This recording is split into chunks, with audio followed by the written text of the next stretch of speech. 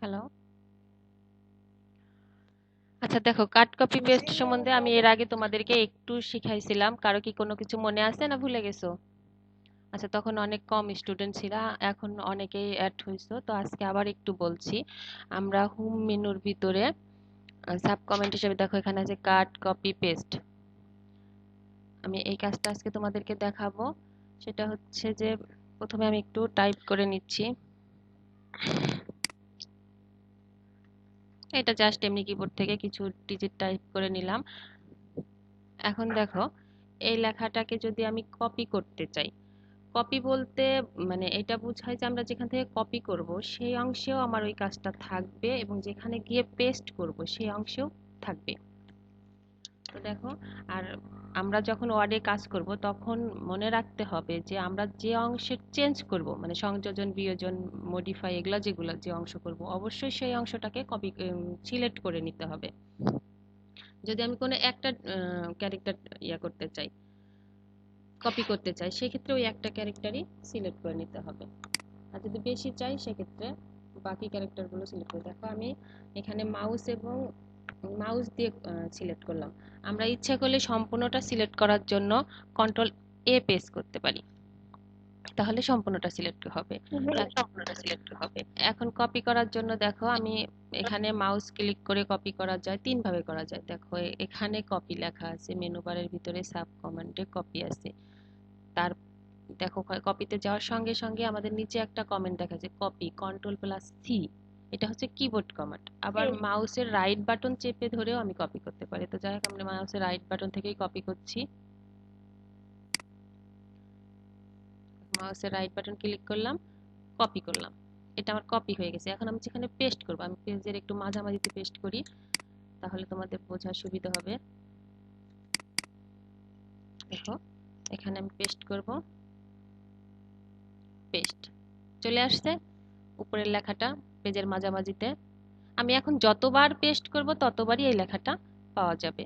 আর পেস্টও same, এখান থেকে paste করা যাবে, মানে সাব কমান্ড থেকে, তারপরে হচ্ছে মাউসের রাইট বাটন থেকে, এবং দেখো এখানে যাওয়ার পরে পেস্ট দেখাচ্ছে কন্ট্রোল ভি, মানে কিবোর্ড কমান্ড। বুঝতে পারছো? আমরা তিন জায়গা থেকে এই কপি এবং পেস্ট করতে পারি। আর সেম এখন দেখো আমি কাট করব। কাট করলে কি হয়, এই লেখাটাকে আমি সিলেক্ট করে নিচ্ছি,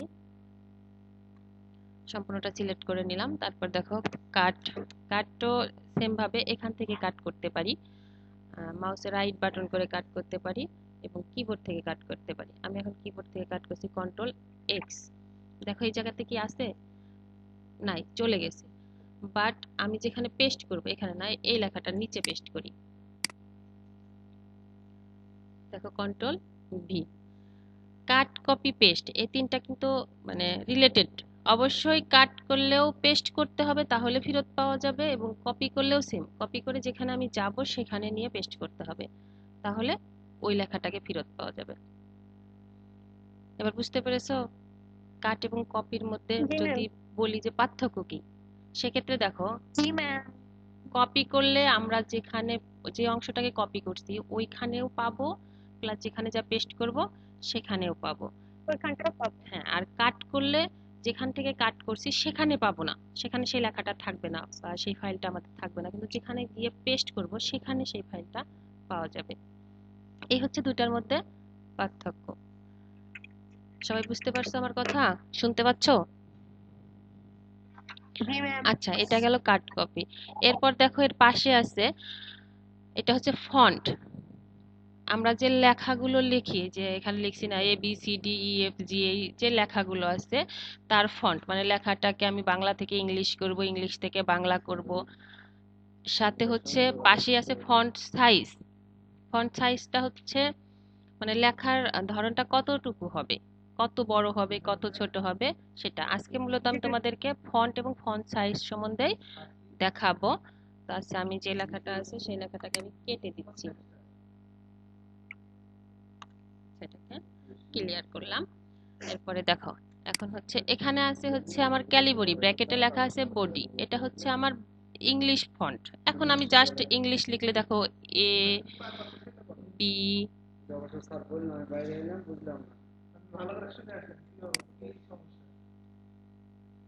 তারপরে আছে হচ্ছে সি, জি, ডি, ই, এফ, জি, এইচ। এই যে একটা লেখা লিখছি আমি এবিসিডি। এখন দেখো এটা, এটাকে আমি যদি বড় করতে চাই, এখান তো একটা মিনিমাম সাইজ দেওয়া আছে, দেখো 11। তো এখন আমি এই লেখাটাকে আমাকে মানে আমি কোনো কাজের ক্ষেত্রে কাজ করছি, লেখাটাকে বললে একটু বড় করে লিখতে, সেক্ষেত্রে আমি কি করব? তার জন্য আমরা এই যে পাশে আছে ফন্ট সাইজ, এই ফন্ট সাইজটা বাড়িয়ে দিব। এখন যদি আমি পেজের শুরুতে মানে কাজ করার আগে ফাইনালি পেজটা ওপেন করে সেরে যদি সাইজটা বাড়াতাম, তাহলে আমার প্রতিটা অক্ষরই বড় হতো, মানে ওই সাইজেই হতো। কিন্তু আমি এখানে কিছু লেখা লিখছি 11-তে। এখন যদি দেখো আমি সাইজটা বাড়িয়ে দেই, তাহলে কি হবে? পরের লেখাগুলো বড় হবে। দেখো এখানে আবার লিখি এ, বি, সি, ডি, তারপর হচ্ছে ই, এফ, সরি, ই, এফ, দেখো লেখাটা বড় হচ্ছে না? এটা আছে 22 ফন্টে, এটা আছে আমার 11 ফন্টে। মানে এই ফন্টের সাইজ গুলো দেখো, এটা আছে কত 11-তে, আর এটা আছে 22-এ। নাইস। এভাবে আমরা ফন্ট সাইজ কম বেশি করে লিখতে পারি। আর এটা এখানে কিন্তু দেখো আর ফন্টের ভিতরে আছে অনেকগুলা ফন্ট আছে, দেখছো? আমরা নর্মালি বেশিরভাগই এখন এই যে ক্যালিবরি বডিতেই লিখি। এছাড়াও হচ্ছে সুতনি কি সরি টাইম নিউ রোমান, তারপরে হচ্ছে এরিয়াল, এগুলোতে লেখা যায়, এরিয়াল ব্ল্যাক, এগুলোতেও লেখা যায়। তো আমরা নর্মালি যখন সেট আপ দিই তখন এটাতেই থাকে সফটওয়্যারটা, এর জন্য আমরা এটাতেই লিখে থাকি। এটা ইংলিশ ফন্ট। আর বাংলার জন্য এখান থেকে চেঞ্জ করে দিতে হবে, ওটাও তোমাদেরকে দেখাবো। মানে ইংলিশে কিভাবে টাইপ করতে হয় এটা তো বুঝতে পারলা, যে লেখা মানে জি ইংলিশ ফন্ট এবং লেখাটা। দেখো এখন যদি আমি পেজের শুরুতে সাইজটা বাড়ায় দিই তাহলে কি হবে? আমি 20-এ রাখলাম। দেখো শুরুতে এখন লেখাগুলো 20 সাইজে হবে। দেখতে পাচ্ছ চেঞ্জটা? আচ্ছা, জি ম্যাম। আহ, এটা হচ্ছে আমাদের ইংলিশ লেখার নিয়ম। এখন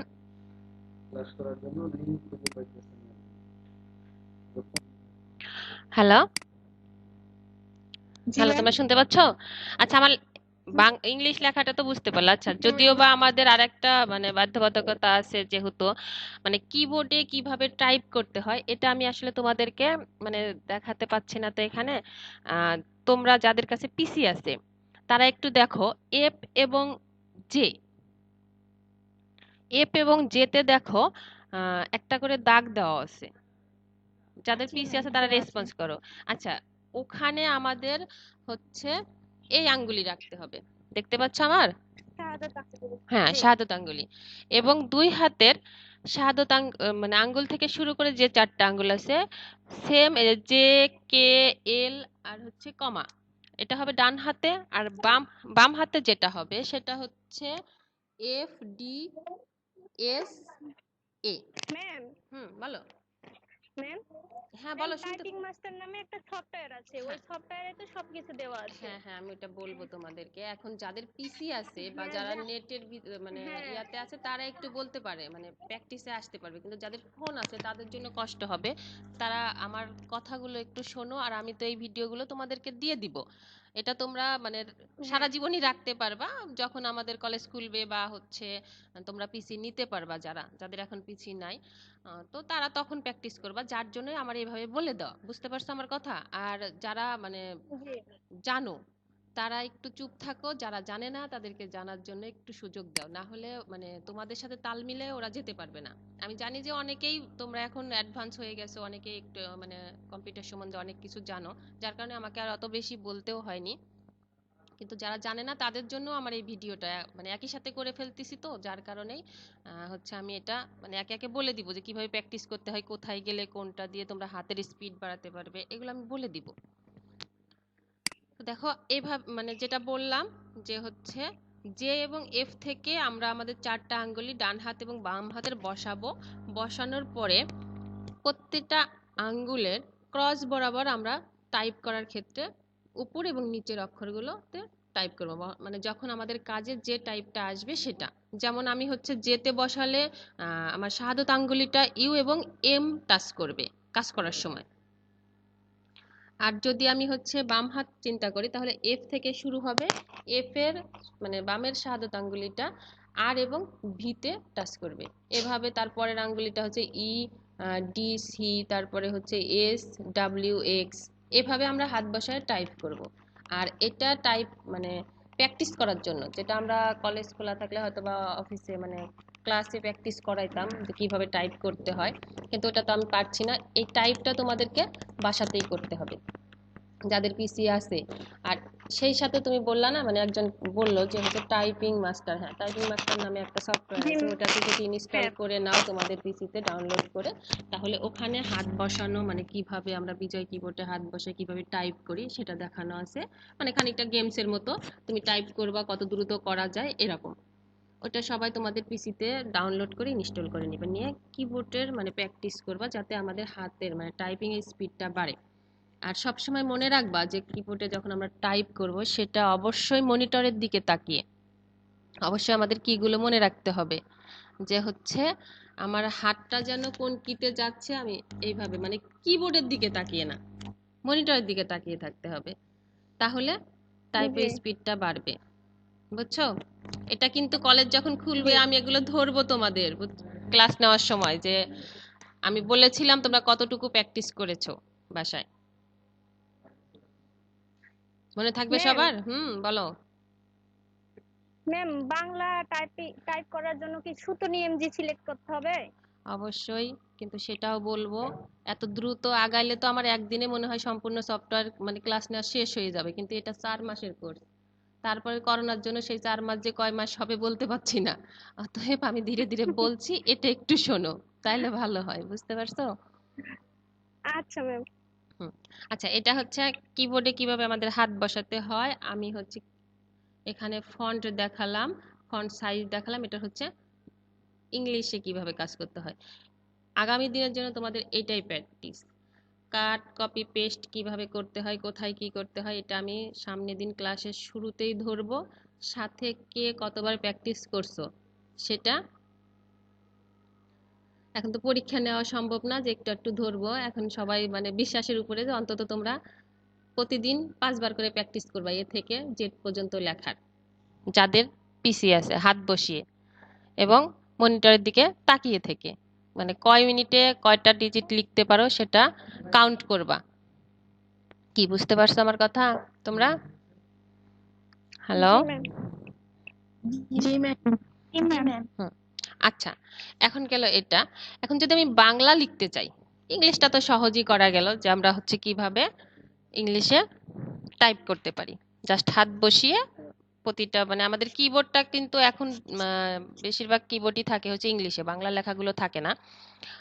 এর আগের কিবোর্ডগুলো দেখতাম অনেক কিবোর্ডই আছে, এখনো আছে, নাই তা না, যে বাংলা কি মানে লেখা সহ দেখা যায়। তো যেটাতে বাংলা দেখা যায় না সেটা আমরা মনে রাখবো যে কিবোর্ডে যে কিগুলো আছে এ বি সি ডি, এই অক্ষরগুলোর ভিতরে মানে এই কিগুলোর ভিতরেই হচ্ছে আমাদের বাংলা কিগুলো আছে, বাংলা যে ক্যারেক্টারগুলো আছে সেগুলো আছে, ক খ গ, তারপরে হচ্ছে স্বরে অ স্বরে আ এগুলো আছে। তো এগুলো লেখার একটা নিয়ম আছে, প্রথমেই আমাকে হচ্ছে কি করতে হবে, ফন্টটাকে চেঞ্জ করে দিতে হবে। সেটা হচ্ছে ফন্টের ঘরে মানে জায়গাতে গিয়ে ওখানে হচ্ছে ফন্ট লিখে দিতে হবে সুতনি এমজে, বা মানে এখানে খুঁজে দেখো, মানে ইয়ার দিকে তাকাও, এখানে খুঁজে খুঁজেও পাওয়া যেতে পারে, বা আমরা এখানে যদি সুতনি এমজে লিখে দিই তাহলে হয়ে যাবে। সেই সাথে আমাকে হচ্ছে অল্টার কন্ট্রোল বি চাপতে হবে। দুটা কাজ করতে হয়, একটা হচ্ছে হোমে গিয়ে ফন্টের জায়গায় সুতনি এমজে লিখতে হয়, আর হচ্ছে অল্টার কন্ট্রোল বি চাপতে হয়। দেখো আমি সেটা জি করছি। এস ইউ টি, আচ্ছা চলে আসছে আমার সুতনি এমজে। ম্যাম, আমার একটা প্রশ্ন আছে। তোমার তো নেটের সমস্যা, শুনতে পাচ্ছি না। আচ্ছা প্রশ্ন করো। দেখো অল্টার কন্ট্রোল বি করলাম, আবার যেতে ক আছে হয়নি, আবার অল্টার কন্ট্রোল বি করতে হবে। ম্যাম, কন্ট্রোল অল্টার বি চাপলে কি হবে না? কন্ট্রোল অল্টার বি, হ্যাঁ আমি অল্টার কন্ট্রোল বি বলতেছি আর তুমি অল্টার কন্ট্রোল অল্টার বি বলতেছি, একই কথা তো, মানে একই সাথে কিন্তু চাপ দিতে হবে, তাহলে হবে। আচ্ছা আমার এখান থেকে এখানে চেঞ্জ করতে হবে।